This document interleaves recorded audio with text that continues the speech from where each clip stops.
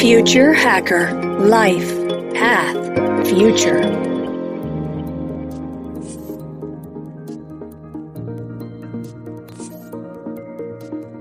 Hello everybody and welcome to Future Hacker. I'm your host, Maria Taiji, and today I'm talking to Dr. Keith Deer. Keith is Director of Artificial Intelligence Innovation at Fujitsu Defence National Security. He served as an expert advisor to the UK Prime Minister on defence modernisation and integrated review, leading also on UK space strategy in number 10, and advising on national strategies on emerging technologies. So if you're not from UK and if you're not knowledgeable as I am, I just learned that saying number 10 is just like saying the White House. Is that correct, Keith? Yeah, it's number 10 is where the Prime Minister is, and in the same way that the White House is where you find the President.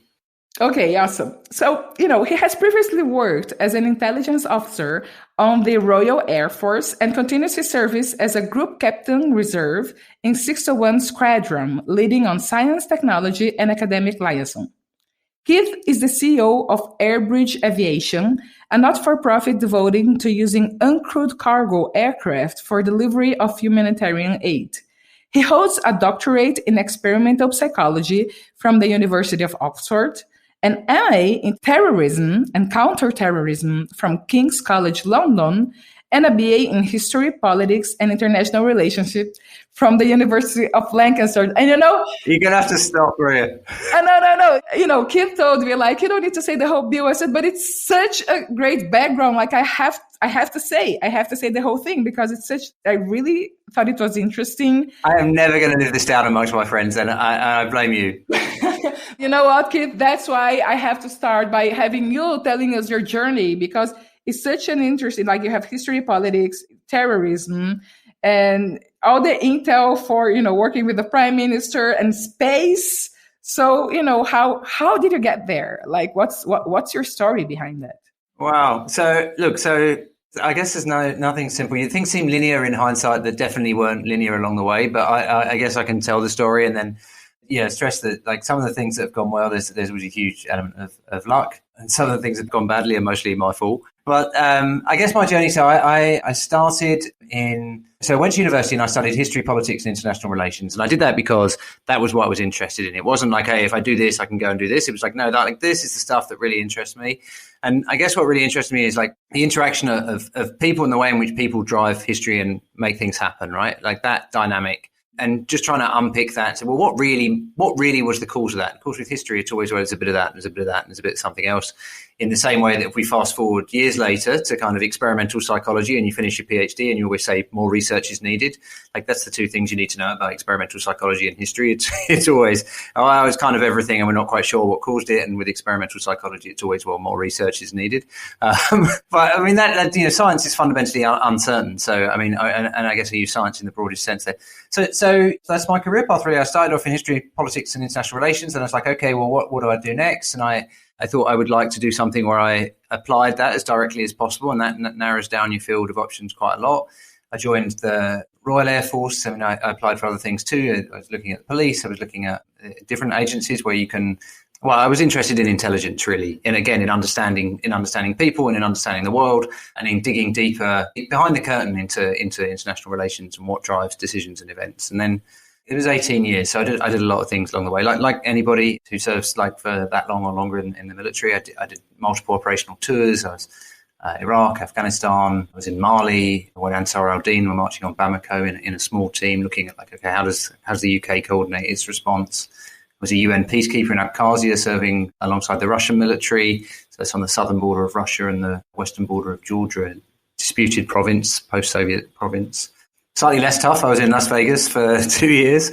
So, I went to work with the Aggressor Squadron, and they're famous because in the Cold War, they famously flew Soviet aircraft, and today they mimic potential adversary tactics. And my job was to be the Russian Air Force subject matter expert to understand their doctrine, how they would fly and fight, and all that kind of thing. So, yes, I did that for a couple of years. So I'd written quite a lot, if you like, behind the curtain of secrecy about leadership targeting. So the targeting of kind of, in this case, it was Taliban leaders, but equally it could be Taliban, Al-Qaeda.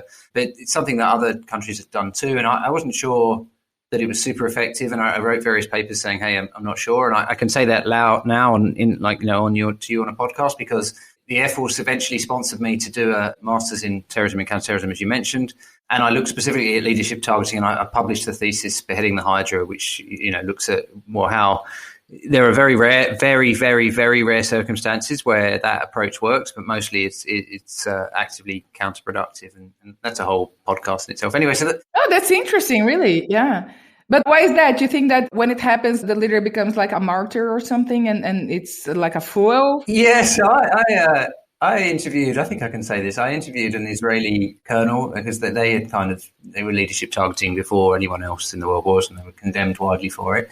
And I remember saying to him, I was talking to him about that martyrdom theory, and he's like, Keith, we have some experience about 2,000 years ago of what happens when you kill the leader of an organization. And I was like, yeah, I guess. He's like, well, so don't talk to me about what the counterproductive effects might be. And I'm like, okay, I don't know what I say now. So that's a slightly flippant, and he was being deliberately funny and provocative, but I think in general, yes, it can cause groups to fragment, but in the case of the Taliban, let me use the specifics rather than the general. In the case of the Taliban, we dropped the average age of the leadership of the Taliban, we the coalition, from something like 35 to something like 23, and we did it in about 2 or 3 years. And what's the difference between 35-year-old, and I'm going to say men because it's the Taliban, 35-year-old men and 23-year-old men? Well, generally, 23-year-old men take more risks, and they often are more extreme, right? And so what happened is you kind of fragment the organization, the leadership lost control. Another guy called Alex Strick von Lidschofen and his colleague Felix Schoen wrote a book called Al-Qaeda, the Taliban Al-Qaeda merger. And I think that's one example. I could give you loads, but again, it needed a whole podcast. So basically, more often than not, it fragments the organization. It means you don't really have anyone to negotiate with anymore, and it drives them to greater extremes. And it's a real struggle for the leadership to reassert authority. And I think even now you're seeing significant fights in Afghanistan between the Taliban and more extreme elements that were, I hesitate to say created because it's history, it's always more complicated than that, but that were at least catalyzed by that campaign. Okay, so, I told you guys it's a great background, so he had to talk about his journey. Anything you'd like to add, or can we go to the next question? No, let me finish. So my PhD was in experimental psychology. It is important for the things we're going to talk about, right? So again, trying to understand people, but now through a different discipline. I looked at the effects of surveillance on behavior, how whether being watched makes you more social, less pro-social, what it means to live in a world where we're watched ever more closely than before. And ultimately, I ended up looking and writing, thinking, talking at the intersection of AI and psychology. So humans' capabilities and limitations and machines' capabilities and limitations. And that's my way into emerging tech. And ultimately, through various projects, which we needn't go into, ending up in the Prime Minister's office advising on science and tech and AI and the future of warfare. And now that's my full-time job is to look at how we get emerging technologies out of the lab faster and into the hands of people who can make use of them, not just in national security, but across the full spectrum of technologies and practical applications. So. And be more competitive, right? If you have just too many bureaucracies to deal with, it's just a losing global game. Yeah. So I very specifically joined Fujitsu, well, you said so, joined Fujitsu for a reason, right? So it's one because the integrated review, which is the review of the UK's foreign policy that I played a small part in number 10.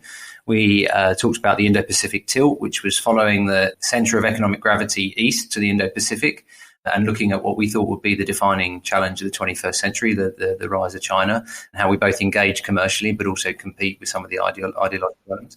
So Fujitsu was key to enabling the Indo-Pacific tilt, so that was one reason. But the other reason, which speaks specifically to what you just said, Maria, is we, in the IR, we talked about how the UK wants to be a science superpower by 2030. And some of that was through science and tech collaboration with allies. So again, Japan, absolutely key.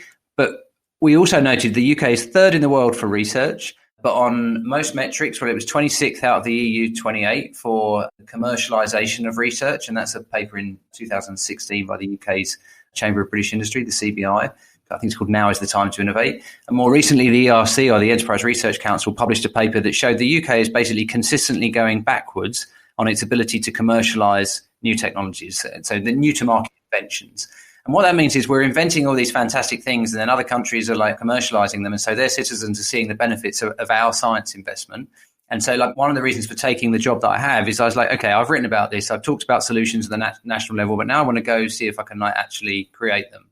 And that's what we're trying to do in my job now. How can we speed the path of that. As you say, how do we, like, bureaucracy is one, like, actually what you say is the key thing. It's like process and business model innovation that are the key. The technological innovation follows, and you get it wrong if you think of it the other way around. And so I'm kind of in microcosm trying to say, well, how can we do this better, and what lessons therefore can you learn for what I think is a kind of grand strategic competition between autocracies and democracies for advantage in science and tech. That's a great challenge you have. I love it. So let's begin by the surveillance behavior that you mentioned, right? So living in a connected world, being watched all the time, what does it mean in terms of behavior? Will people behave better? So, when we're talking, when we got to know each other, you actually told me that it's quite the opposite. And then you had an example. So can we just go for that? Yeah, okay. So when I started looking at this, there are a couple of things that happened that triggered my interest. So one is you're an intelligence officer, and also at the same time, there's an awful lot of debates around privacy, surveillance, capitalism, and you're seeing how much data there is in your domain. You're also beginning to realize there's even more out there in open source. And then there are two things that really triggered my interest. One was, I mentioned this, but in northern Pakistan, people started painting these huge pictures, portraits of kids that they said had been killed by drone strikes, so that drone operators would see them from the sky. And the idea was that it would, like, the picture would be looking back up and it would deter. But the example that we talked about last time was the Satellite Sentinel project. So that was a project that I think was Amnesty International, but although Amnesty might have been Eyes on Darfur, they're very similar campaigns. But anyway, George Clooney got behind them. So if people have heard of it, it's because George Clooney got behind the Satellite Sentinel project and made it gave it a global profile. And what the Satellite Sentinel project did was it paid commercial imagery satellites to stare 24/7 at southern Sudan, and then it published the results, not quite live, but not far off, on the internet every day. And the idea was that those on the ground in southern Sudan would know that they were being watched, would start worrying about their individual reputations, their groups' reputations, would worry partly that they were going to be in The Hague, but equally that they were going to be condemned when they went home. This was the kind of, I would suggest now looks slightly naive, but at the time that was the idea. And the idea was that just watching alone would have the effect of reducing antisocial, or in this case, really violent, if not genocidal behaviour. And, with everything, the answer is it's complicated. But I think it's reasonable to say definitely in Eyes on Darfur, which is a very similar campaign, that it had almost precisely the opposite effect. What you saw was this extreme use of violence in some instances, definitely in Eyes on Darfur, where it was the Janjaweed militia. And what they were trying to do was signal their willingness to use that extreme violence. So when they came to the next town, everybody had already left. They didn't have to fight because people were so scared. And I think it's too much to say that this is inspired, but what it definitely did is it kind of presaged what you saw with ISIS, where they themselves published the most horrific violence on the web, with the idea being that everybody was watching and then, fleeing before they got there, so they didn't have to fight. So it was a real challenge, this idea that, okay, well, the more that we're watched, the better we behave. And so I was interested from that angle, and then I started looking at the philosophy of it, and you have a lot of philosophers that have talked about this, but perhaps the three main ones. You have Sartre has looked at it, Foucault and Bentham, and they all have quite different views as to what effect that surveillance has on behaviour. And I was like, well, I think now through experimental psychology, we can begin to explore what that might mean in practice. And so that's why I was interested. That's super interesting. So how do you think that, AI and machine learning can be used to improve national security? Well, it's such a huge question. It's almost hard to know where to start. But if I have a stab at it, like if you start at the edge, as it were, so you've got AI that might be, in fact, maybe a better way to put this, there's a guy called Rick Hughes at Raytheon, who I was at a conference not so long ago, who said, we are swimming in sensors, drowning in data, thirsting for insight. And what he meant by that is the services, like the armed forces of most countries have deployed more and more sensors on their equipment. They built more and more platforms to hoover up information. But very rarely have we invested in the technology to analyze it. And so I wrote an article for War on the Rocks, which eventually got permission from the MOD to publish, I think, in 2018, but it was written about a year before. One of the things that I argued was that it was an absolute disgrace that we still had analysts counting holes in runways, right? That's just a thing that shouldn't happen anymore.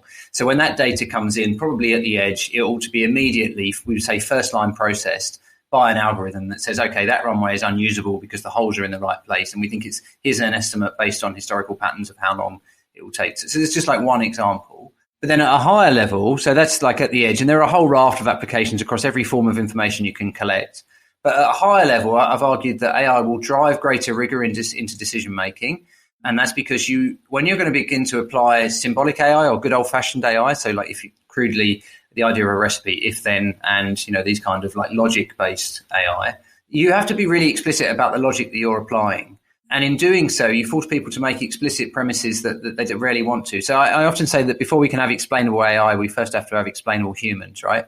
And then from a machine learning perspective, that's also true. When you say, well, I want my machine learning to be explainable, well, firstly, at least current level machine learning, that is not possible.